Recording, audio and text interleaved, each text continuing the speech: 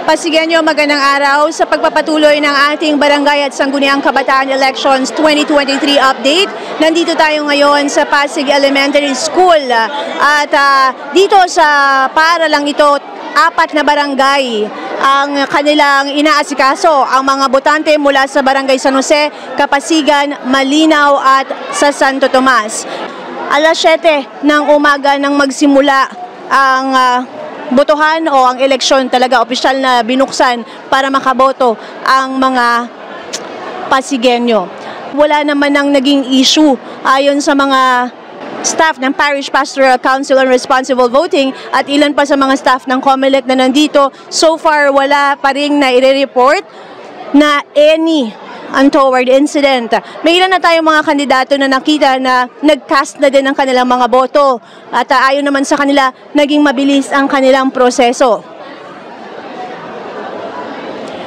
Ayon sa nakausap natin mula sa COMELEC, mahigpit nilang ipapatupad na pagdating ng alas 3 ng hapon ay isasara na ang botohan upang masimulan ang pagbibilang ng mga boto.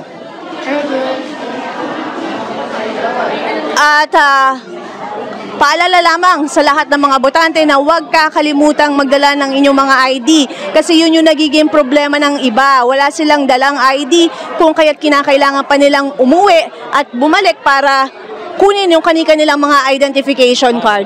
So far, yung mga wala sa listahan ay isa na namang problema dito sa Pasig Elementary School. Ang ilan sa kanila nagtataka kung bakit hindi nila makita yung pangalan nila kahit na nagpa-register naman umano sila.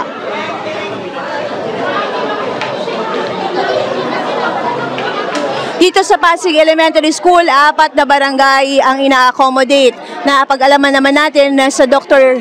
Sixto Elementary School, doon naman bumoboto ang mga taga-barangay Sumilang, Katipunan.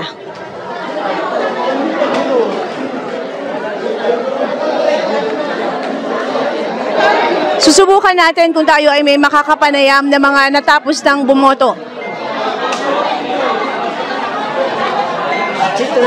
Jeric, ito po. Sir, kamusta po? Nakaboto na po kayo? Kamusta po? Kamusta naman? Taga-sang barangay po kayo? Pasigan. Kapasigan, kamusta po yung ating naging proseso sa pagboto? Ayos naman.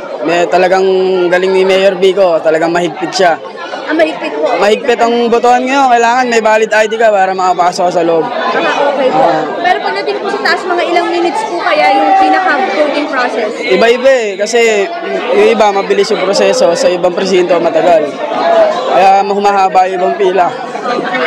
Kapasigan po kayo? Pasigan. Ang ID, pagpasok nyo pa lang, hinihingi na? Yes, bago lumapit doon sa nag-a-assist. Okay, sige po.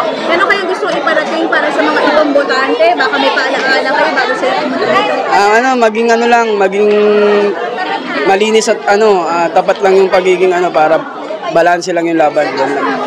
At mensahe po para sa mga Pasigueño, meron pa? Wala na po. Okay. Pangalan na lang po nila. Jeric Santos po. Okay, maraming salamat Sir Jeric.